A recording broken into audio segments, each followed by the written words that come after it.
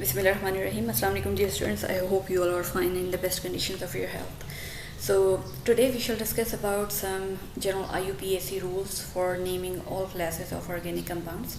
So before that you have studied the IUPAC nomenclature for the hydrocarbons that included the IUPAC names for alkane, alkenes and alkynes. So today we shall study about the general rules that are applicable on all classes of organic compounds. The key concepts which we shall discuss today will be what we mean by the functional groups, what are the priority order for functional groups, and the IUPAC nomenclature for organic compounds, specifically if they have more than one functional group as well. So what's a functional group? Functional group is an atom or group of atoms that impart certain properties to an otherwise unreactive chain. So you know that alkanes are not reactive, and we say the alkanes are paraffins because they have little affinity, so they don't react. Why they don't react? Because they don't have any group that creates some difference in electronegativity, or that causes some changes in the dipole moment, or that causes generation of partial positive or partial negative charges, right? So these groups, if a group is attached to an alkane, that creates some sort of difference in polarity, as a result of which the reactivity of alkane improves. So that group will be known as functional group, right? The functional group is actually an atom or group of atoms that imparts certain properties, certain chemical and physical properties to an organic compound. So when we are considering the classification of organic compounds, so we classify the organic compounds either in terms of their common names, or we name them by IUPAC nomenclature, right? So why naming is important? Because naming is important to identify the specific structure of an organic compound, right? So the structure holds the key to all reactivity in all physical and chemical properties. So if we know the structure of a chemical compound, we can know how it will react and what will be its physical properties and chemical properties, right? So it's always not possible to draw structures everywhere, so we should know how to draw structures if a compound is given, and how to name a structure when the structure is given to you, right? The structure holds the key to the organic chemistry. The structures are named in different ways. So they are named by means of the common names, or they can be named by means of the IUPAC nomenclature, right? The IUPAC nomenclature is very well accepted, and it's actually the official nomenclature for naming any organic compound. So IUPAC name is valid throughout the world, while the common names has the limitation. If a common name is used here in Pakistan, the same common name will not be applicable somewhere else in the world. So in order to make the system uniform, it's important that compounds be named by means of some uniform system, and the uniform system is IUPAC nomenclature. So in IUPAC nomenclature, we classify the organic compounds on the basis of the functional group they contain. So the various functional groups we normally encounter in organic chemistry are listed here. So the organic compounds, we have classified the organic compounds into categories, so group A and group B. So group A includes the functional group which are indicated by prefix or suffix, right? So prefix is a name that comes at the start of the name, and suffix is the name that comes at the end of a name, right? For example, carboxylic acid. So here's the structure of carboxylic acid. You know the general structure and the name of carboxylic acid, and you should know the prefix and suffix that appears. So if the carboxylic acid is used as a prefix, it's used as carboxy. So whenever you see the name of carboxy as prefix, you should know that it is actually carboxylic acid. And when the carboxylic acid names end with oic acid, that's suffix, right? So carboxylic acid can appear at carboxy if it's used as a prefix, and it can appear as oic acid or carboxylic acid, for example ethanoic acid or acetic acid, right? So if the name is ending with carboxylic acid or an oic acid, then in that case this is carboxylic acid, right? Then aldehydes. So aldehydes, if they are used as prefix, we use the word of oxo or formyl, right? And if aldehyde's name is used as a suffix, it appears as al, right? For example, propanol, right? Then we have ketone. So this is the general structure of ketone. Prefix is oxo. So both ketone and aldehydes, they are represented by the prefix oxo, but their suffixes are different. So in case of ketone, the name ends with -one. Then we have alcohol. So if you are using the word of alcohol as prefix, you should know hydroxy, but if it's used as suffix, it is used in the form of -ol. Then we have amine. So if you are using amine as a prefix, that we use the word of amino, and if you are using it as a suffix, that is, it is forming the end part of the name, then we use the word of amine, right? So suffix are the part of the names that appear at the end of your name. However, if a functional group is represented at the start or in the middle of the name, then we have to use the prefixes. Now we have some functional groups that are only represented by suffix. For example, alkene. So alkene are always represented by suffix of -ine, right? So there is no prefix for alkene. Similarly, alkynes. Alkyne don't have any prefix. They are always represented by a suffix. So suffix for alkyne is -ine, Y-N-E, right? So whenever you see a word that ending with -ine, so you know that actually the functional group is alkene, and if the name is ended with alkyne, for example benzene, right, or hexine, so whenever a name is ended with -ine, it means that's an alkyne, right? So whenever a name has an oxo as a part of the name, that means you have an aldehyde or ketone as a part of your name, and if you have an ol, that means the alcohol is forming the last part of the name. And if you're using the word of hydroxy, hydroxy means that this group is part of the name, but that's not forming the end part of the name, right? So why, if name forms a prefix, or why a name appears as suffix, right? So the condition of using of prefix or suffix for the functional group appear in case if you have more than one functional group, right? So if you have only an alcoholic functional group in your compound, then the name will always end with -o. But if you have more than one functional group in your compound, then the alcohol may end with hydroxy, or its name may end with -o, right? So whether you will use the word of hydroxy or you will use the word of -ol will depend on whether the functional group of alcohol has precedence over the other functional group or not. For example, if you have two functional groups, so which will form the suffix? The group which has higher priority will form the suffix, and the group which has lower priority will form the prefix part of the name, right? So just see here. So if you have a polyfunctional organic compound, that is, you have more than one functional group, then one of the functional group is considered as the principal functional group, right? So the principal functional group is given the preference, and its name will end as suffix. So suffix is always formed by the name of principal functional group, right? So here we have a list of various functional groups, and this is increasing priority. So you can see the carboxylic acid is at the top, right? So since it's at the top, it means it has higher preference. So its name always almost ends with oic acid, right? So since its name is ending with oic acid, so we are using the suffix, right? But if you have, suppose, an aldehyde and a ketone, so here you can see in the name that aldehyde has preference over ketone. So if you have an aldehyde as well as a ketone in a group, then the name of ketone will form as a part of prefix. So you will use the word of oxo for ketone, and the aldehyde name will end as al, right? So suffix always is used for the functional group that is considered as the principal functional group, and prefix is used as the name of the group which is not the principal functional group, right?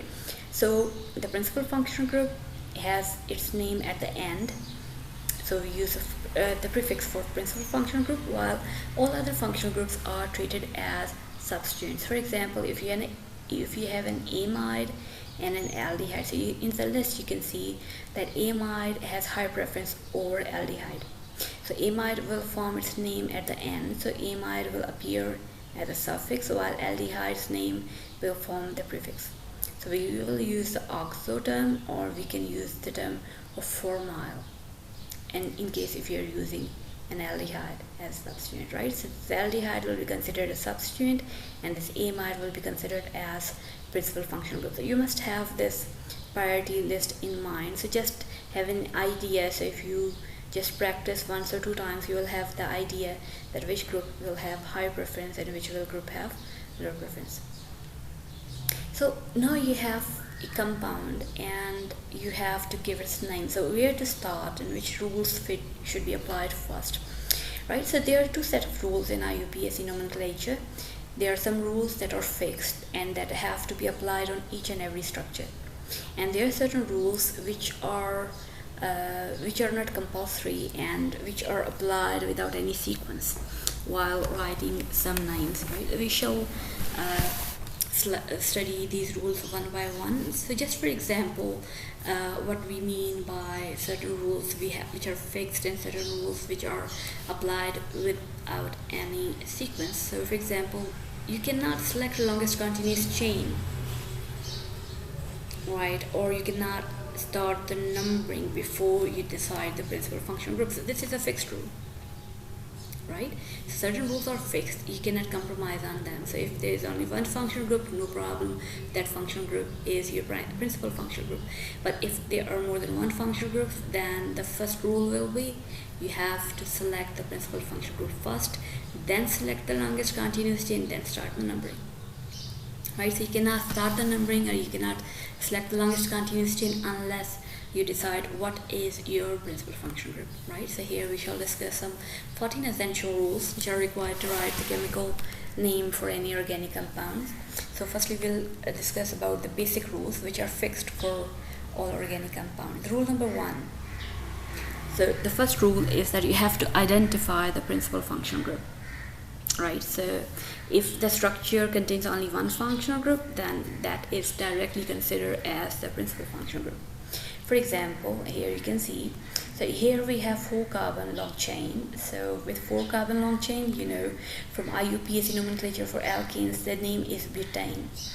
But here we have a carboxylic acid as a functional group. So since it is the only functional group, so its name will appear as suffix, right? So you have to add a suffix of oic acid, right? So the name will be butanoic acid. We have to replace the E of butane with oic acid, right? So this oic acid is appearing as a suffix. So this is the case in case if you have only one functional group, but consider if you have more than one functional group. So in situation you have to determine the priority order. So just for example, in this case you have an alcohol functional group and carboxylic acid functional group, and if you see the priority order here, so you know the carboxylic acid is on the top. You see that carboxylic acid is on the top, so its name should end with a suffix, so it should be a principal functional group. And here we have an alcohol, so alcohol has a lower preference than carboxylic acid, so you will use the prefix for this alcohol, right? So here we have the structures, and we know from the preference order that alcohol has lower preference, so it's not the functional group, it will be considered as a substituent, and this will be the main group, that will be the principal functional group, and the name should end with oic acid, right? So since we have to use the prefix for hydroxyl, so we will use the word of hydroxy, and that will end with oic acid. So we have 1, 2, 3, 4. So we have 4 carbons. 4 carbon chain is known as butane.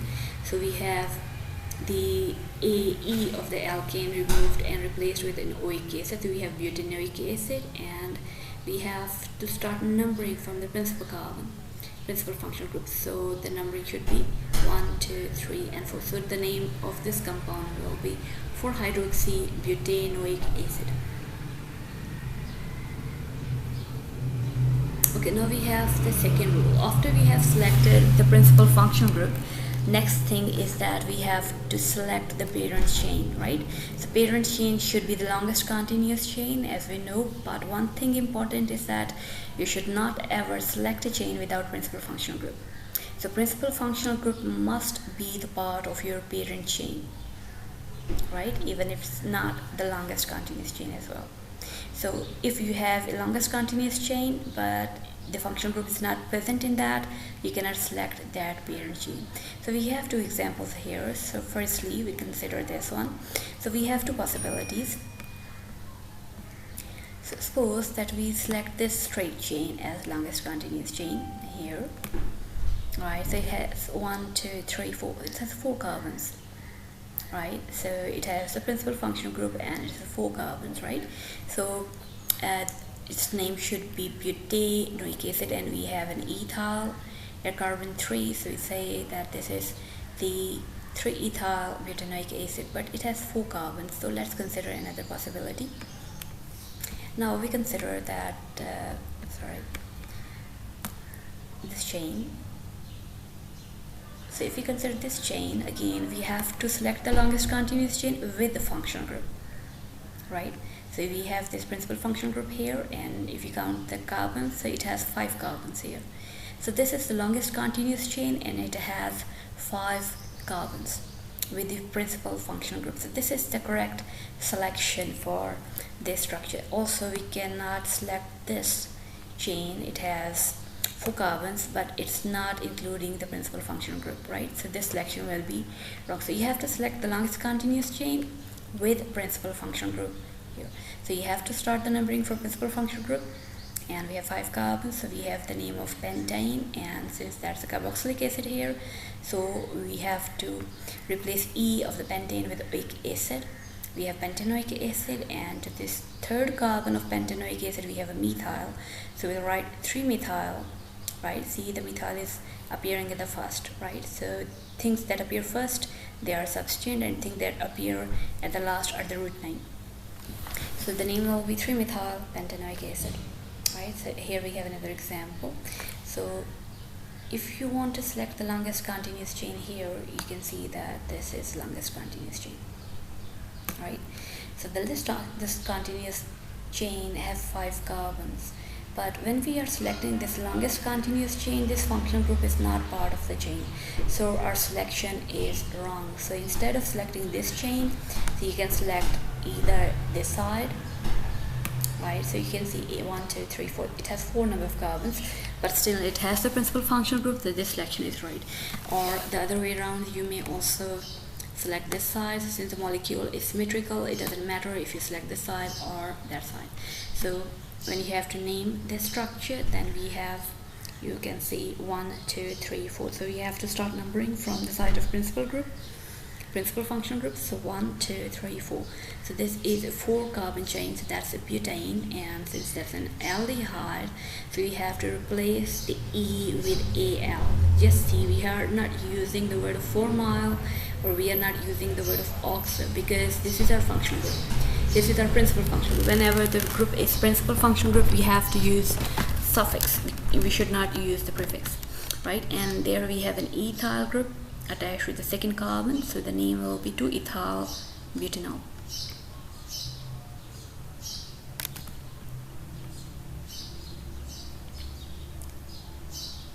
Okay. The 3rd rule. So if you are selecting a parent chain and there are more than one possibility, right, what happens that, right? So you have to, as per the 2nd rule, you have to select the parent chain that should be the longest continuous chain, including principal functional group. But suppose that if we observe, then we have more than one possibility, then we have to see different criterions, right? So if you consider this structure, we can select this system, right? So we cannot select this chain. If you select this chain, for example, so if we select this longest continuous chain with 5 carbons, we see that one of the functional groups, principal functional group, is part of the chain, but there is another functional group which is not part of the chain, right? So in this condition, when we have one or more than one functional group, and you are selecting a chain that has only one functional group, then you must consider the possibility in which both of the functional group are part of the continuous chain, right? So this selection will be not right. So instead of this structure, we will consider this possibility in which we have both of these as part of the longest continuous chain, right? So both ways we get 5 carbons each, but in this way we get 5 carbons with both functional groups as a part of the chain, right? So numbering will be starting from the principal carbon. from the principal functional group. So numbering will not start from aldehyde, that will be start from the carboxylic acid side, because carboxylic acid has higher preference over the aldehyde group, right? So you will name 1, 2, 3, 4, and 5, right? So the name, if you want to see, that will be. So we have at 3 position we have an ethyl group, and at 5 carbon we have an oxo group, right? So we'll see, we'll name that as 3 ethyl, 5 oxo, right? Means 5th position we have an oxo group, and or we may say it's that's a formyl group.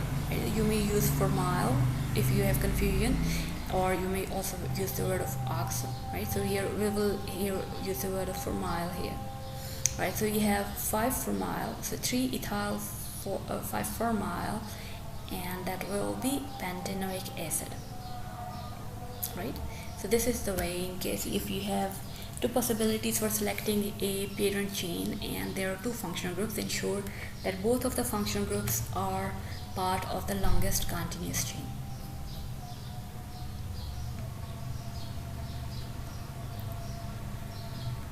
Alright, so there are basically 2 criterions if you have to systematically study. Number 1, first criterion is that the chain containing a maximum number of functional groups must be considered, which we have discussed just right now. And second, the chain having maximum number of side chains must be selected, right?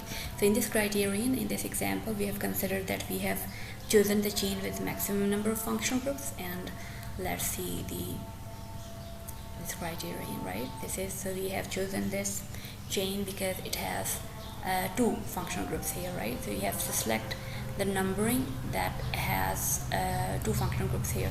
So we'll prefer the numbering in which both functional groups are as a part of chain, while the red numbering has only one principal functional group as part of the chain, so we'll not consider that numbering. So here is the second criterion. So if you have like system like that, so as such there is no functional group here, but when you are to select the longest continuous chain, which will be longest continuous chain, right? So the first thing we have in mind, okay, this is a straight chain and that is having 5 carbons here, right? So our natural choice will be that one, but this is not right. So we have to select the chain that has maximum number of side chains, right? If we select this structure, say it has only 1 side chain here at carbon number 3, but if we select this structure from here, you can see the number of carbons are still 5, but here we have 2 side chains, right? So it's 2 side chains. This have the preference of selection, right? So whenever you have confusion whether you will select this chain or that chain, so there are 2 criterions. Number 1, you must select the chain that has maximum number of functional groups, and second thing is that you must select the chain that has maximum number of side chains. So the correct name for this will be 3-ethyl 2-methyl pentane, right? So this is about the 3rd rule. Here we have the 4th rule, right? So the 4th rule is regarding giving the root name. Root name is actually the last part of the IUPAC name, right? So normally we use the longest continuous chain of the carbon to determine the root name. For example, if your chain has 5 carbons, then the word of pent is used to indicate the 5, right? So pent is basically the root name. For example, similarly, if you have a 6 carbon chain, so to indicate the 6th carbon, we indicate the word of hex. So hex is the root name. Root name can be modified if there is any functional group. For example, if you have a pent of pentane as a root name, and if the functional group is carboxylic acid, then the root name will be modified as pentanoic acid, right? So pentanoic acid is actually the oic acid will be the root name, right? So root name can be modified by the principal function group, and the root name is given by counting the number of carbons in the parent chain. So depending on the number of carbons, you can select the root name. For 1 carbon, the root name is meth. For methane, for 2 carbons, the root name is eth. For ethyl, for propane, we have prop. For pentane, we have pent. For hexane, we have hex, right? So depending on the number of carbons, the root name can be changed. and also the presence of functional group can modify the root name. For example, we have to consider the root name for this structure, right? So just count the number of carbons. The number of carbons in this structure is 5, right? So 5, we use the root name of pent, right? So that's all carbons are single bonds, so it was actually pentane, but we have a carboxylic acid here as a functional group, which is principal functional group. So we'll remove the E of alkane and add oic acid as a suffix. So the name will become pentanoic acid, right? The name will be pentanoic acid, right? So in this way, we can give the root name for any compound. So just count the number of carbons, consider the functional group present, right? And replace the E of the alkane with the suffix of your functional group. Then you will get the root name. So the name will be pentanoic acid. Okay, now the fifth rule is numbering, right? So far we have studied about we have to select the principal functional group, right? Then we saw that we have to select the longest continuous chain that must contain the function group. Then we saw different criterions. If there are multiple choices available for the selection of longest continuous chain, we must select the continuous chain that has maximum number of functional groups, or we must select the chain that has maximum number of side chains. Next, we saw about how about using the root name. Right now we will study about how we are going to assign numbering, right? So the numbering is assigned in order to identify the location of the side chain or location of the substituent. So in IUPAC Nomenclature, the position or location of a side chain or the substituent is known as locant. So whenever you see about this word of locant, locant means the location of any substituent or any side chain, right? So always remember that numbering should be done from the direction that gives least number to your principal functional group, right? So principal number functional group must be assigned least number. Preferentially that should be given first number, but if it's not possible to assign first number to the principal functional group, ensure that you are numbering from the side that gives least number to the principal functional group. For example, consider the structure. So we have an alcoholic group. You know that alcohol is the only functional group here, so that's the principal functional group, and since it's forming the principal functional group, the name should end with "ol", right? So we will use the suffix for alcohol. So here you can start numbering from here. So if you start numbering from here, 1, 2, 3, 4, the alcohol will get the 4 number. But if you start from here, 1, 2, the alcohol is getting 2 number, right? So you should not start the numbering from the side that gives least number to the alcohol, or which gives least number to the functional group. So in this specific case, the name IUPAC name for this structure will be 2-pentanol, right? So you're seeing that we have replaced the E of the alkane with O of the alcohol, right? So this is the right name for this structure. Rule number 6. In case if there is more than one possibility for numbering, then we have two criterions, right? First criterion is that sum of the locant must be least. This rule is known as least sum rule. In short or in briefly, that you must assign least number to all the substituents, right? You should number the chain in such a way that all of the substituents get the least number. And this rule can be also stated that sum of the locants should be least. This is known as least sum rule. The second criterion is that least number should be given to the side chain that comes alphabetically first. So you have an ethyl as side chain and a propyl as side chain, then you must give least number to ethyl because that comes first alphabetically. So just elaborate this with a few examples. So here we have the possibility, right? In this case, so we have, you can see that 3 substituents. So we have chloro, bromo, and chloro. So we can start numbering from 2 sides. We can start numbering from here, 1, 2, 3. So if you see that chlorine getting 3 number, bromine getting 4 number, and chlorine getting 5 number. So if you just add them all, 3 plus 4 plus 5, that gives you 12. So the sum of the locants is 12. Or from, if on the other side, if you number from here 1, 2, 3, 4, so here chlorine is getting 2 number, bromine is getting 3 number, and chlorine is getting again 4 number. So the total of this 2 plus 3 plus 4, that's 9, right? So this is the least sum rule, that you have to assign least number to the substituents, right? Or you may say that the sum of all the locants must be lowest, right? So this is giving the lowest sum, so this side will be preferred. So we will start numbering from this side. So the name of this compound will be, right, so alphabetically the bromine comes first and chlorine comes last. So the number will be 3 bromo, 2 4 dichloro, because chlorine is appearing 2 times, and since it's 6 number chain, so hexane. So the root name is hexane, right? So in this way we can number if there is any confusion. So first rule is that, first criterion is that you must select the least number, right, for the all substituents. The second criterion is that if you have different side chains, right, in that case side chain that is alphabetically, or the substituent that comes alphabetically, will be preferred first. For example, consider this system. So if we start numbering from here 1 2 3 4 5, then chlorine is getting 2 number, bromine is getting 4 number, and if we select from this side 1 2 3 4, again one substituent as 2 position and other is at 4 position. So both of the substituent are at same position in both of the cases.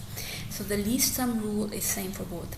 One substituent has 2 position, other is at 4, so sum is 6. Similarly, sum is 6 here as well. So what is the next criterion, right? So if the least sum rule is same in both cases, the next thing is that the side chain or the substituent that comes first in the alphabetically order, that will be named first. So here we have a bromine. So bromine comes first alphabetically, so you will assign first number to bromine and next number to chlorine. So numbering will be preferred from side of bromine, because bromine is coming first on the alphabetic order, right? So this is, in this way the correct name will be 2-bromo 4-chloropentane, right? So this numbering will not be preferred, because in this numbering the chlorine is second in the alphabetic order, and that's getting a lower number, right? So you have to give lower number to a substituent or to a side chain that comes first in the alphabetic order. Now we have studied about the fixed rules. We have studied about the first rule is that we have to select the principal functional group, then we have to select the principal chain. We have studied about different criterions for selecting the principal chain. Then we have studied about the giving of root name. Then we have studied about the numbering of the side chain. Now after these fixed rules we have some other rules, right? So these other rules are applicable under special conditions, and they are not applicable to all organic compounds. So first rule in this regard, or overall the rule number 7, is that if there is a substituent on any heteroatom. So what do we mean by heteroatom? The atoms other than hydrogen and carbon are considered as heteroatom, right? So common heteroatoms that are normally observed in organic compounds are nitrogen, oxygen, sulfur, and phosphorus, right? So if any of these atom is substituted, the substituent is indicated as a prefix, right? So here we have substituent on nitrogen, right? So you see that the nitrogen has 2 methyl groups, so we will not indicate any number for this. We will say N-N dimethyl, right? N-N dimethyl means there are 2 methyls and both are attached to this nitrogen, right? And by convention these N-N are written in the form of italic, right? So this substitution on heteroatom, so if you have an oxygen with methyl, so we write O-methyl or S-methyl, right? So whenever there is a substituent on heteroatom, those substituents are added as prefix. So in this case the name of this functional group will be N-N dimethyl 1-butane amine. You see that functional group is amine here, so the name is ending with amine. So amine is the actually suffix for amine functional group. Rule number 8 is numbering of the side chain should be starting from point of attachment, even if it bears any functional group, right? So here we have our principal functional group here. This is our principal functional group carboxylic acid, and this is our longest continuous chain here. So if you select this chain, then in that case we will have different substituent as well, but the number of carbons will be much lower, 1 2 3 4 5 here, right? There will be 5 carbons, but here we have 6 carbons. So we'll select this chain and we'll consider this chain as a side chain, right? So whenever there is a side chain attached, and to that side chain also you have any further substituents, then the side chain is numbered in the form of prime number, right? And always start the numbering at the point of attachment. Right, so we will not start numbering from alcohol side because alcohol has preference, but we will start numbering from this direct point of attachment, right? So the numbering of the side chain will start from the point of attachment. So we'll start numbering from here, 1 prime, 2 prime, right? So whenever you are seeing prime numbers, it means that is numbering of the side chain here as well. So the name for this will be, you can see the side chain is attached with 3 carbons, so 3. So at 1 prime carbon we have chloro, so 1 prime chloro, 2 prime hydroxy. Since hydroxy is appearing as a substituent here, so we are not using the word of ol, we are using the word of hydroxy. 2 prime hydroxy, and this the chain has 2 carbons, so we will use the word of ethyl, right?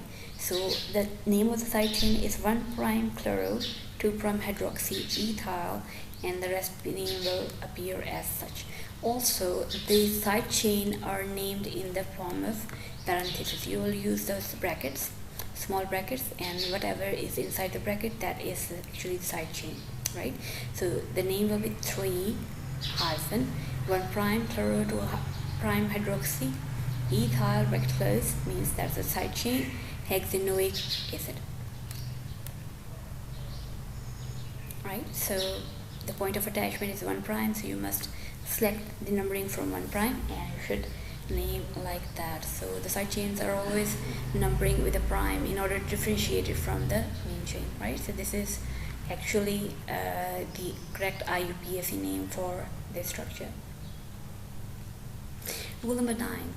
So in case if you have multiple substituents or multiple side chains present more than once, right, then in case if you have multiple substituents that are appearing more than once, then you have to use the prefix like di, tetra, penta. So in this specific case we have 3 chlorine that are appearing in this structure, right? So since there are 3 chlorines, so we will say trichloro.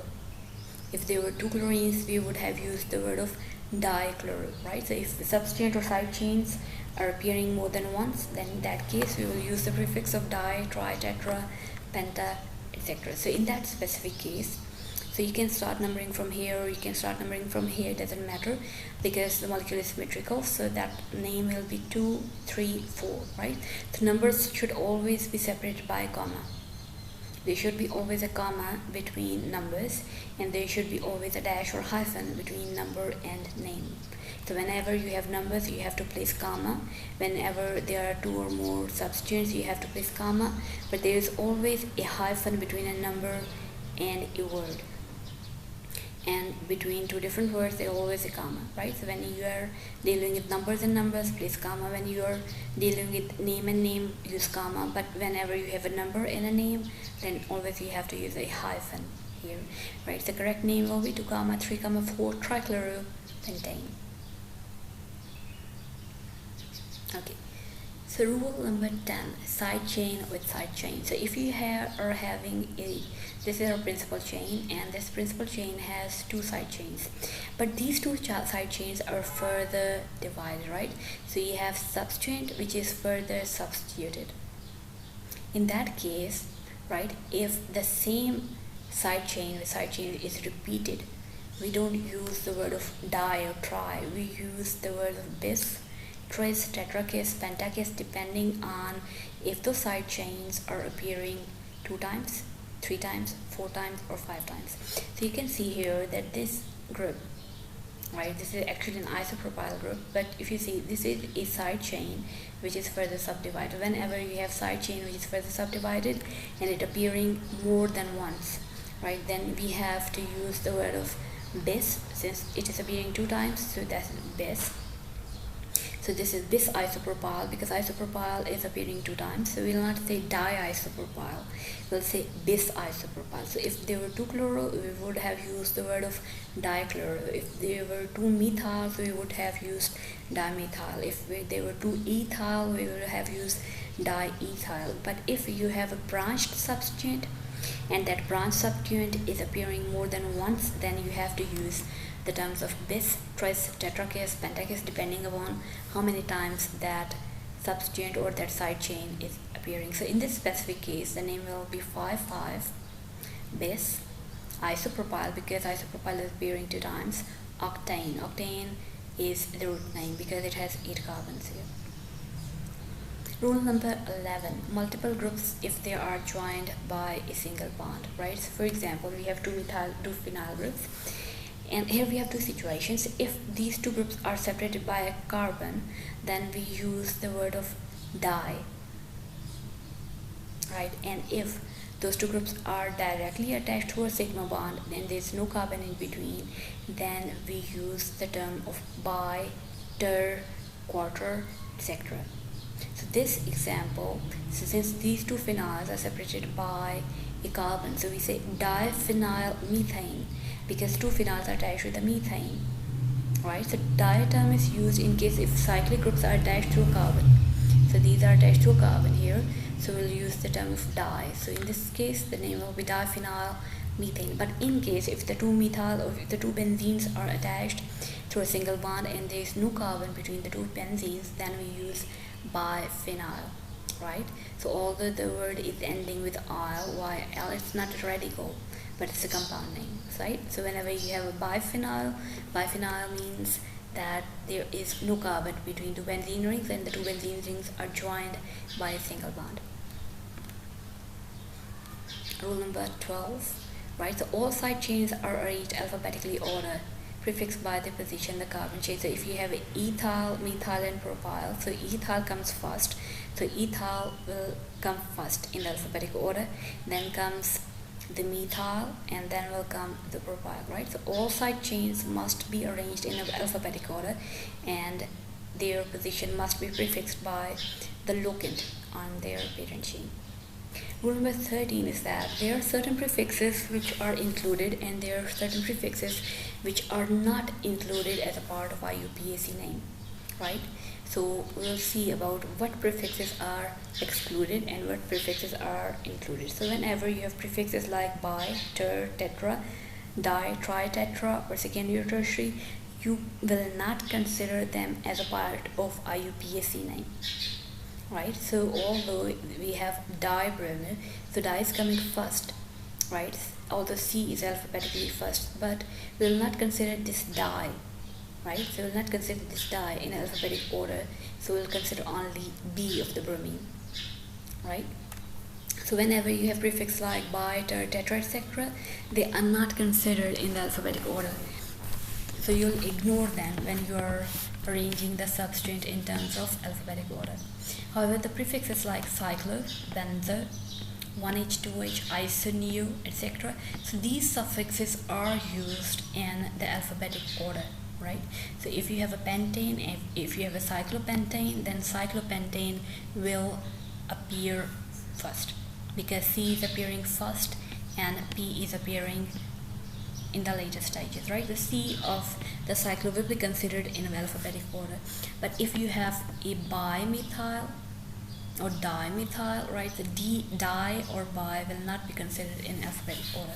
Similarly, if you have an isopropyl or a neopropyl, right, so the iso or neo terms will be considered in alphabetic order, right? So the fragment of iso will come first and the neo will come last. So these are the prefixes which are included in alphabetic order and these are the prefixes that are excluded in alphabetic order, right? For example, we have 2 bromines here, right? So we'll say these are dibromo, but di should not be considered in alphabetic order because that's listed here in the excluded alphabets. Here is rule number 14, naming of the radical. So the radical, as you know, that if we remove a hydrogen from a hydrocarbon, then what's left behind is known as a radical, right? And radicals name end with il or some other suffix depending on how many of the hydrogens have been removed here.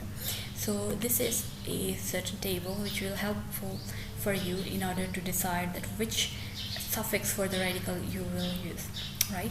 So if you have a radical from which one hydrogen has been removed, we say the radical is univalent and the suffix will end with -ile. For example, if you remove one hydrogen from ethane, then the suffix will be, the radical will be ethyl, so the word will end with suffix of -ile. So if you remove two hydrogens from a hydrocarbon, then the radical is considered to be a bivalent and the name will end with yylidene.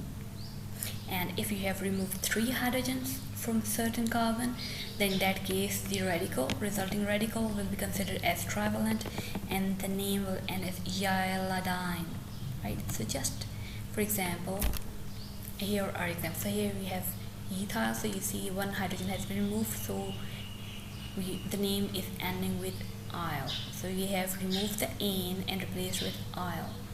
Here we have remove two hydrogens from this carbon, so we will remove the ane and replace it with yylidene. And if we have removed three hydrogens from the carbon, then in that case the radical will be considered as yylidine, right? So this is yylidine because three hydrogens have been removed. So this is an example, so we'll consider just side chain here. The rest is the same almost. So here you can see that this fragment is an ethyl. Why is it an ethyl? Because one hydrogen has been replaced from here, right? So in that case this is an ethyl radical, but here in that case you can see this is the side chain, and from this side chain there are two hydrogens missing. So since two hydrogens have been removed, we say this is yylidene, right? So we'll say this is ethylidene. That was ethyl, and now since there is a double bond, two hydrogens have been removed, we say this is ethylidene. Now here we have another carbon. Again you can see this is an ethane, right? Two carbons, ethane, but from this carbon we have removed three hydrogens. So since three hydrogens have been removed, we will say it as ethylidine, right? So depending on how many hydrogens have been removed, we use the terms of -ile, we use the suffixes of -ile, yylidene or yylidine, depending on how many hydrogens are removed. So if one hydrogen is removed, we say that radical is univalent and the name of the radical will end with -I. If we have removed two hydrogens, then we say radical is divalent and the name will end with yylidene.